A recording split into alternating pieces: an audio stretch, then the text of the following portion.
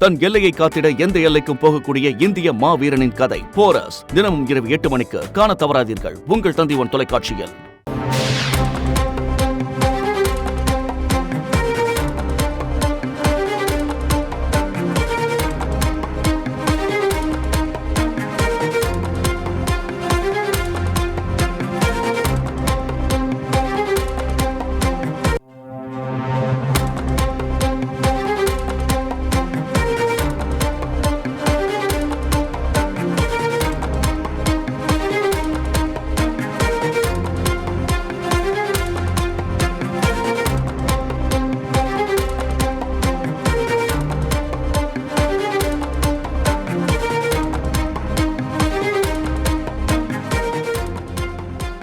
மோடி அமைச்சரவையில் மோடி 3.0ல் பங்கெடுக்கக்கூடிய அமைச்சர்கள்லாம் யார் அப்படின்ற தகவல் தெரிந்திருக்கிறது. குறிப்பாக பழைய முகங்கள், மிக முக்கிய துறைகள், முக்கிய அமைச்சர்கள் உள்ளிட்டவங்கெல்லாம் இந்த முறையும் அமைச்சரவையில் இருக்காங்க அப்படின்ற தகவல். அதோடு மாநிலங்களுக்கு வழங்கப்படக்கூடிய ஒவ்வொரு மாநிலத்திலிருந்து ஒரு அமைச்சரோ அல்லது இணையமைச்சரோ வழங்குவது வழக்கம். ஒருவேளை அவங்களுக்கு எம்பிக்களே இல்லைனா கூட ராஜ்யசபா வாயிலாக அவங்களை எம்பி ஆக்கி அவர்களுக்கு இணையமைச்சர் பதவியெல்லாம் வழங்குவாங்க.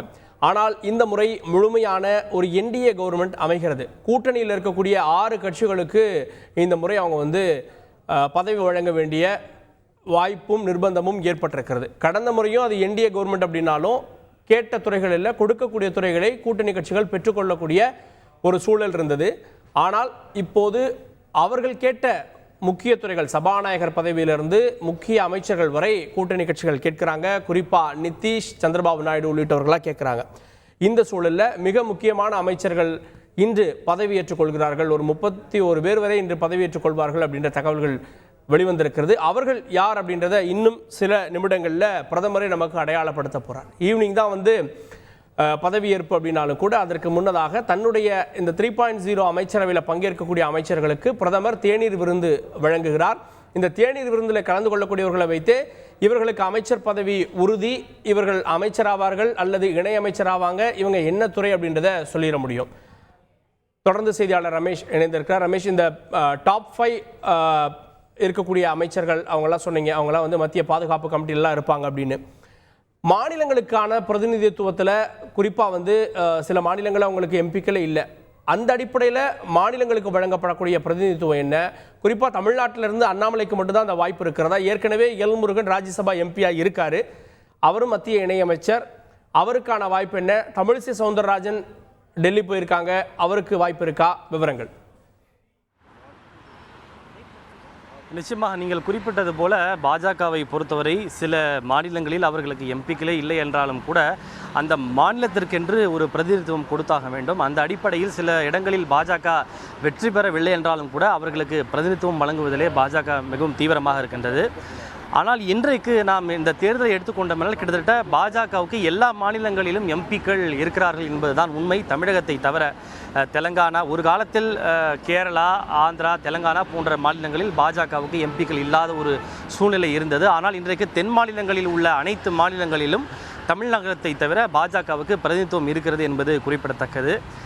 கேரளாவை பொறுத்தவரை இந்த முறை திருச்சூர் தொகுதியில் நடிகர் சுரேஷ் கோபி வெற்றி பெற்றிருக்கின்றார். கேரளாவில் பாஜக முதன்முறையாக தன்னுடைய வெற்றியை பதிவு செய்திருக்கின்றது. அவருக்கு அமைச்சர் பதவி கிடைப்பது உறுதியாக இருக்கின்றது. பிரதமர் மோடியினுடைய இல்லத்தில் நடைபெறக்கூடிய தேநீர் விருந்திலே பங்கேற்க அவருக்கும் அழைப்பு என்பது சென்றிருக்கின்றது. சுரேஷ் கோபி ஒரு 2 நாட்களுக்கு முன்பு ஒரு பேட்டி ஒன்றை அளித்திருந்தார். அப்போது என்ன சொன்னார் என்றால், நான் கேரளாவிற்கான முகம் மட்டுமல்ல, கேரளா, தமிழ்நாடு என இரண்டிற்கான முகமாகவும் நான் இருப்பேன் என்று சுரேஷ் கோபி அவர் தெரிவித்திருந்தார். எனவே தமிழகம் மற்றும் கேரளா இரண்டையும் அவர் அடையாளப்படுத்துவார், பிரதிநிதித்துவப்படுத்துவார் என்று பாஜக வட்டாரங்களில் ஒரு தகவல் இருக்கின்றது. தமிழகத்தை பொறுத்தவரை பாஜக இந்த முறை எந்த இடத்திலும் வெற்றி பெறவில்லை என்றாலும் கூட வாக்குப்பதிவு சதவிகிதம் அதிகரித்திருக்கிறது என்பது பாஜகவினுடைய கூற்றாக இருக்கின்றது. 2 நாட்களுக்கு முன்பு நாடாளுமன்றத்தில் பிரதமர் அவர்கள் பேசுகின்ற போது பாஜக இந்த முறை வாக்கு சதவீதத்தை அதிகரித்திருக்கிறது, சிறப்பாக செயல்பட்டிருக்கிறது, தமிழக குழுவினருக்கு பாராட்டுகள் என்று தெரிவித்திருக்கின்றார். தமிழக பாஜக தலைவராக இருக்கக்கூடிய அண்ணாமலையும் பிரதமர் மோடி தலைமையிலான மத்திய அமைச்சரவையில் இடம்பெற இருப்பதாக தகவல் கிடைத்திருக்கின்றது.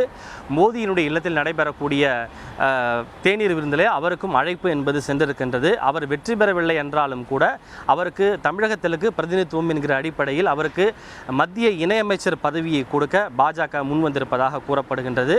அவர் தற்போது எம்பியாக இல்லை. அவர் அமைச்சர் பதவியிலே தொடர வேண்டும் என்றால் நிச்சயமாக வேறு ஏதேனும் ஒரு மக்களவை தொகுதியில் போட்டியிட்டு வெற்றி பெற வேண்டும். அப்படி இல்லை என்றால் மாநிலங்களவை உறுப்பினராக அவர் பதவியேற்க வேண்டும். எனவே அவருக்கு வேறு ஏதேனும் ஒரு மாநிலத்திலிருந்து மாநிலங்களவை உறுப்பினர் பதவி வழங்கப்படும் என்று தெரிகின்றது. எல் முருகன் அவர்களுக்கு இதுவரை அழைப்பு சென்றதாக தற்போது வரை தகவல் இல்லை. எனவே ஒருவேளை மாநிலங்களவை உறுப்பினராக மட்டுமே தொடர்வார், அமைச்சராக தொடர்வதற்கான வாய்ப்புகள் இல்லை. ஏனென்றால் அவர்களுக்கு கொடுக்க வேண்டும் என்று மனம் இருந்தாலும் கூட எங்கு பெர்ஃபார்மன்ஸ் மிக நன்றாக இருக்கிறதோ அந்த மாநிலங்களில் மிக அதிகமானவர்களுக்கு வாய்ப்புகள் கொடுத்து அவர்களை ஊக்கப்படுத்த வேண்டும் என்பதுதான் பாஜக தலைமையினுடைய ஒரு எண்ணமாக வந்திருக்கின்றது. ஒடிசாவை எடுத்துக்கொண்டால் அங்கு மிக மிக அற்புதமான ஒரு பெர்ஃபார்மன்ஸை கொடுத்திருக்கிறார்கள். அங்கு முதன்முறையாக பாஜக ஆட்சியை பிடித்திருப்பது மட்டுமல்லாமல் மொத்தமுள்ள 21 தொகுதிகளில் 20 தொகுதிகளை பாஜக கைப்பற்றியிருக்கிறது. அந்த மாநிலத்தை சேர்ந்தவர்களுக்கு அதிகமாக பிரதிநிதித்துவம் கொடுக்கப்பட வேண்டும். பீகாரிலே இத்தனை ஒரு ஆன்டி இன்கம்பன்ஸுக்கு பிறகும் கூட பாஜக ஒரு நல்ல வெற்றியை பதிவு செய்திருக்கிறது. எனவே அங்குள்ளவர்களை உற்சாகப்படுத்துகின்ற வகையிலே அதிகமானவர்களுக்கு வாய்ப்புகள் கொடுக்க வேண்டும். அப்படி பெர்ஃபார்மன்ஸ் யார் அதிகமாக செய்திருக்கிறார்களோ அவர்களுக்கு கொடுக்க வேண்டும். அப்படி இல்லாமல் எம்பிக்களே இல்லாத தமிழகம் போன்ற ஒரு மாநிலத்திற்கு அதிகமான எம்பிக்களையோ அமைச்சருக்கோ வாய்ப்புகள் நாம் கொடுத்தோமேனால் அது தொண்டர்கள் மத்தியில் மற்ற மாநில தொண்டர்கள் மத்தியில் ஒரு பெரிய சுணக்கத்தை ஏற்படுத்தும் என்பதுதான் பாஜகவுடைய எண்ணமாக வந்திருக்கின்றது. எனவே இந்த முறை தமிழகத்தை பொறுத்தவரை ஒருவருக்கு மட்டுமே மத்திய அமைச்சர் பதவி என்பது கொடுக்கப்படதான் பாஜக விரும்புகின்றது. அது அதிகபட்சமாக அண்ணாமலையாக இருப்பதற்கான வாய்ப்புகளே அதிகமாக இருக்கின்றது. வேறு யாருக்கும் தமிழகத்தை சேர்ந்தவர்களுக்கு அந்த அழைப்பு சென்றதாக தற்போது வரை தகவல் இல்லை என்பது குறிப்பிடத்தக்கது. நிர்மலா சீதாராமனுக்கும் அழைப்பு என்பது சென்றிருக்கின்றது. ஆனால் அவர் தமிழகத்திலிருந்து தேர்வு செய்யப்படவில்லை. அவர் ஒரு கர்நாடக முகமாகவே அறியப்படுகின்றார். என்னதான் பாஜகவின் சார்பில் அவர் தமிழ் பேசுகின்ற ஒரு நபர் என்று சொன்னாலும் கூட அவர் கர்நாடகாவில் இருந்துதான் மாநிலங்களவை உறுப்பினராக தேர்வு செய்யப்பட்டிருக்கிறார். அவர் பெரும்பாலும் கர்நாடக முகமாகவே பார்க்கப்படுகின்றார். இருப்பினும் பாஜகவை பொறுத்தவரை அவரும் ஒரு தமிழகத்தை சேர்ந்த நபர் என்றுதான் பாஜக தரப்பில் கூறப்படுகின்றது. ஆந்திராவை எடுத்துக்கொண்டோமானால் ஆந்திராவில் இந்த முறை பாஜக ஒரு நல்ல வெற்றியை பதிவு செய்திருக்கின்றது. பாஜக கூட்டணி எல்லா தொகுதிகளையும் கைப்பற்றியிருக்கிறது. மக்களவையை எடுத்துக்கொண்டால் 4 தொகுதிகளை தவிர எஞ்சியுள்ள 21 தொகுதிகளை பாஜக கூட்டணி கைப்பற்றியிருக்கின்றது. எனவே பாஜகவில் ஆந்திர மாநில பாஜக தலைவராக இருக்கக்கூடிய டகுபதி புரந்தரேஸ்வரி மத்திய அமைச்சரவையில் இடம்பெறப் போவது ஏறத்தாழ உறுதியாக இருக்கின்றது. இவர் ஆந்திர மாநில முன்னாள் முதல்வர் NT ராமாராவினுடைய மகள் என்பது குறிப்பிடத்தக்கது. ஆந்திர முதல்வராக பதவியேற்கப் போகின்ற தெலுங்கு தேசம் கட்சி தலைவர் சந்திரபாபு நாயுடுடைய மச்சினிச்சி இவர் என்பது குறிப்பிடத்தக்கது. புரந்தரேஸ்வரி தலைமையில் நம்பிக்கை வைத்து பாஜக ஒரு மிகப்பெரிய பொறுப்பை கொடுத்தது. அவர் அதனை செய்து காட்டியிருக்கிறார். அதை அங்கீகரிக்கும் வகையிலே புரந்தரேஸ்வருக்கு பாஜக அமைச்சர் பதவி வழங்க முடிவு செய்திருக்கின்றது. கூட்டணி கட்சியான சந்திரபாபு நாயுடுனுடைய கட்சியை பொறுத்தவரை ஸ்ரீகாக்குளம் தொகுதியினுடைய MP ராம்மோகன் நாயுடுவுக்கு மத்திய கேபினட் அமைச்சர் பதவி வழங்கப்பட இருக்கின்றது. சந்திரசேகர் செம்மனி என்பவருக்கு இணையமைச்சர் பதவி என்பது வழங்கப்பட இருக்கின்றது. இவர் குண்டூர் தொகுதியினுடைய MP-யாக தேர்வு செய்யப்பட்டிருக்கிறார் என்பது குறிப்பிடத்தக்கது. இந்த பக்கம் தெலுங்கானாவை எடுத்துக்கொண்டால் தெலுங்கானா மாநில முன்னாள் பாஜக தலைவராக இருக்கக்கூடிய பண்டி சஞ்சய்குமாருக்கு அமைச்சர் பதவி வழங்கப்படும் என்பது தகவல் கிடைத்திருக்கின்றது. தெலுங்கானாவிலிருந்து தற்போது ஏற்கனவே மத்திய அமைச்சராக கிஷன் ரெட்டி இருக்கிறார். அவர் தற்போது தெலுங்கானா மாநில தலைவராகவும் இருக்கிறார். எனவே அவருக்கு இதுவரை அழைப்புகள் சென்றதாக தகவல் இல்லை. ஒருவேளை கிஷன் ரெட்டி மீண்டும் மத்திய அமைச்சர் பொறுப்பு வழங்கப்படாத பட்சத்தில் அவர் தெலுங்கானா மாநில பாஜக தலைவராகவே தொடர்வார் என்பது குறிப்பிடத்தக்கது. பண்டை சஞ்சய்குமாருக்கு அமைச்சரவையிலே வாய்ப்பு வழங்கப்படும் என்ற ஒரு தகவல் கிடைத்திருக்கின்றது. கர்நாடகாவை எடுத்துக்கொண்டால் ஆந்திர மாநில முன்னாள் முதல்வர் கர்நாடகா மாநில முன்னாள் முதல்வர் பசவராஜ் பொம்மைக்கு அழைப்பு என்பது சென்றிருக்கிறது. அவர் அமைச்சராவது ஏறத்தாழ உறுதியாக இருக்கின்றது. அதே போல தார்வாடு தொகுதியினுடைய MP-யாக இருக்கக்கூடிய பிரல்ஹாத் சிங் ஜோஷி அவர் தற்போது நாடாளுமன்ற விவகாரத்துறை அமைச்சராக இருக்கிறார். அவருக்கும் அமைச்சரவையில் இடம் என்பது உறுதி செய்யப்பட்டிருக்கின்றது. கர்நாடகாவை பொறுத்தவரை பாஜகவினுடைய கூட்டணி கட்சியான மதசார்பற்ற ஜனதாதளம் கட்சியினுடைய தலைவர் குமாரசாமியும் மத்திய அமைச்சர் பதவி ஏற்பது உறுதியாக இருக்கின்றது. கூட்டணி கட்சி என்கிற அடிப்படையில் கர்நாடகாவில் குமாரசாமிக்கு அமைச்சர் பதவி வழங்க முடிவு என்பது செய்யப்பட்டிருக்கின்றது. இதே போல் மற்ற மாநிலங்களிலும் கூட்டணி கட்சியை சார்ந்த பலருக்கு வாய்ப்புகளை வழங்க பாஜக திட்டமிட்டுள்ளது. மகாராஷ்டிராவை எடுத்துக்கொண்டால் ஏக்நாத் ஷிண்டேவினுடைய சிவசேனா கட்சியில் இடம்பெற்றிருக்கக்கூடிய பிரதாப் ராவ் ஜாதவுக்கு மத்திய அமைச்சரிலே இடம் வழங்கப்படும் என்பது ஊர்ஜிதமாகி இருக்கின்றது. ஏக்நாத் ஷிண்டேவினுடைய மகன் ஸ்ரீகாந்த் ஷிண்டேவுக்கு அமைச்சர் பதவி வழங்கப்படுமா என்ற ஒரு பெரிய எதிர்பார்ப்பு இருந்தது. ஆனால் தற்போது வரை அவருக்கு அழைப்புகள் சென்றதாக தகவல் இல்லை. எனவே பிரதாப் ராவ் ஜாதவ் அமைச்சராவது உறுதியாக இருக்கின்றது. மகாராஷ்டிராவில் நாக்பூர் தொகுதியினுடைய எம்பியாக மிக நீண்ட காலமாக மத்திய அமைச்சர் நிதின் கட்கரி இருக்கிறார். எனவே நிதின் கட்கரிக்கு மீண்டும் அமைச்சரவையிலே வாய்ப்பு கிடைப்பது ஏறத்தாழ உறுதியாக இருக்கின்றது. தேசியவாத காங்கிரஸ் கட்சிக்கு எந்த அமைச்சர் பதவியும் கிடைப்பதாக தற்போது வரை தகவல் இல்லை.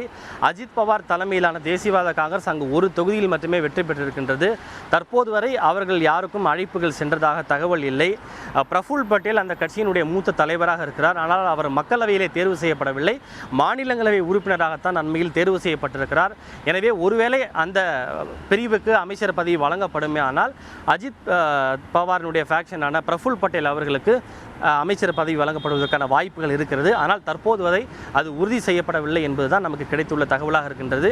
இந்த பக்கம் பஞ்சாபை எடுத்துக்கொண்டால் பஞ்சாபில் பாஜக பெரிய அளவில் வெற்றியை பதிவு செய்யவில்லை. இருப்பினும் தற்போது பெட்ரோலியத்துறை அமைச்சராக இருக்கக்கூடிய ஹர்தீப் சிங் பூரி அவர்களுக்கு மீண்டும் அமைச்சரவையிலே வாய்ப்பு கிடைக்கும் என்கிற தகவல் சற்று முன்னதாக கிடைத்திருக்கின்றது. தன் எல்லையை காத்திட எந்த எல்லைக்கும் போகக்கூடிய இந்திய மாவீரனின் கதை போரஸ் தினமும் இரவு 8 மணிக்கு காண தவறாதீர்கள் உங்கள் தந்தி ஒன் தொலைக்காட்சியில்.